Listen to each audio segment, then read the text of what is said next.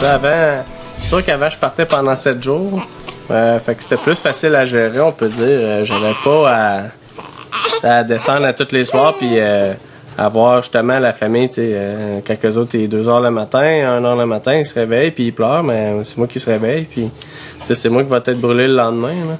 C'est sûr que c'est différent un peu, c'est de trouver le juste équilibre entre les deux, là, vraiment par rapport à l'horaire, puis surtout quand je vais être, quand je suis en congé aussi, ça me permet quand même de me faire une bonne routine, tu sais, parce que j'ai quand même 7 jours que je travaille pas. Ouais, ça tombe, mettons, j'ai un set de jour, un set de congé, après ça, je retombe avec un set de nuit. Là. Fait que c'est vraiment de se revirer de bord, là, comme quand la journée d'avant, tu sais, faut que je m'en revire d'abord. Comme tu vois, moi, je travaille demain, fait que là, faut que je me couche tard à soir. Là. Mais, tu sais, dans 2 semaines, ben, il va falloir me coucher de bonne heure. C'est un petit peu plus dur. Oui, ben surtout à cause que je me suis acheté une maison, puis je trouvais ça important de pouvoir être à la maison quand même tous les soirs. C'est sûr que je fais beaucoup de voyageage, donc j'ai pas beaucoup de temps que je peux passer avec la famille, mais quand j'arrive le matin à 7h le matin, puis que les enfants ils se lèvent, puis qu'ils ont un gros sourire, puis qu'ils sont super contents de me voir, je me dis que ça a fait ma journée.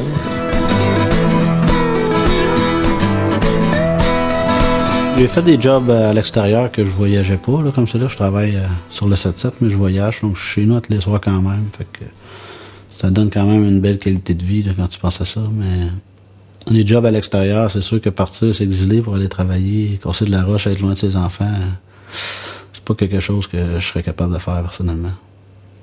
Donc oui, ma vie tourne autour de mon métier, mais c'est quand même des belles horaires quand je check ça, je suis capable d'endurer 13 heures loin de ma femme et de mes enfants. C'est pas pour moi une difficulté, mais je te dirais que je côtoie des gars qui travaillent en dehors, outre-mer, puis qui sont partis 2 mois et demi, puis les enfants parlaient pas, ils reviennent, puis ils chantent, tu sais, fait que c'est pas toujours rond ce côté-là. Okay. Moi, mon horaire, ça ressemble, c'est des runs en fait, 7-7, donc 7 jours partis, 7 jours arrivés. Je prends l'avion quand je suis de jour le mardi soir, je fais ma run de 7 jours, je reviens le mardi soir ou de nuit. On part le mercredi après-midi et on revient le mercredi matin après notre chiffre. C'est des chiffres de 12 heures, qui est, dans le fond, on descend sous terre à 6 heures et on remonte vers les 5h30 pour aller se débadger avant, enlever notre tag de présence sous terre avant les 6 heures. Pour procéder au blast. Je te dirais qu'avant d'avoir mon conjoint, j'adorais faire des runs où, exemple, mon ex-conjoint travaillait en ville. Il était toujours là. Là, je te dirais que je trouve ça assez compliqué à matcher.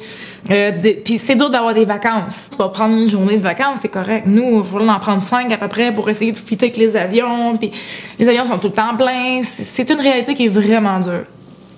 Au niveau, si exemple, tu as un mariage un samedi, il va falloir que tu prennes 5 jours pour ça. Je trouve ça dur à matcher aussi, étant donné que mon conjoint fait des runs lui aussi. Puis lui, c'est construction, donc il sait pas combien de temps qu'il part, il sait jamais où il va, il sait jamais quand il est congé. Puis là, moi, j'arrive, j'en ai aucune idée quand on va se voir. C'est assez compliqué. Mais j'aime encore faire des runs, j'aime partir, j'aime aller là-bas. Le souper est prêt, t'as pas de vaisselle à faire, t'as pas de char à tanker, t'as pas de voyage à faire, il y a un gym, on a une vie familiale un peu là-bas, tu sais, j'ai une nouvelle copine de fille là-bas, on s'en va s'entraîner, on va à la salle de musique écouter les gars jouer de la musique, tu sais, je veux dire, on a une autre vie qui est vraiment amusante aussi, fait que j'aime les runs pour ce côté-là. Ici, en ville, après ton chiffre, tu vas aller t'entraîner, mais là, c'est parce que t'as 15 minutes de char à faire pour aller là-bas. Il fait frais, puis tu sais, là-bas, c'est comme, j'ai rien à faire, je vais aller m'entraîner. Comme plus t'entends. Le mode de vie est le fun, c'est run, par exemple. C'est sûr que ça va arriver que je manque des moments, des gens que j'aime. Par exemple, comme je disais, des mariages. Mon grand-père est décédé pendant que j'étais pas là. Tu sais, quelqu'un rentre à l'eau. Ben, c'est pas encore arrivé extrême, mais c'est...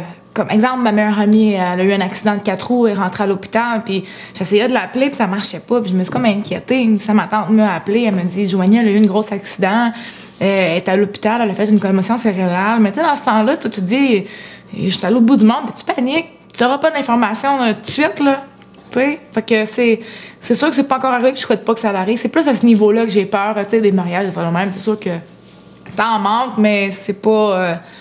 C'est sûr que sur le mariage de ma soeur, ça serait quelque chose d'autre, mais dans ce cas-là, je prendrais une semaine de vacances. Mais ma crainte, moi, c'est ce qui arrive, un accident, quelqu'un, puis que je sois pas là, puis que j'aie pas des hommes, les femmes accouchent pendant qu'ils sont là la fin de semaine, ils ont pas d'avion pour descendre, puis c'est plus eux autres, moi, il y a pas de danger que j'accouche, puis que je sois pas là. Hein.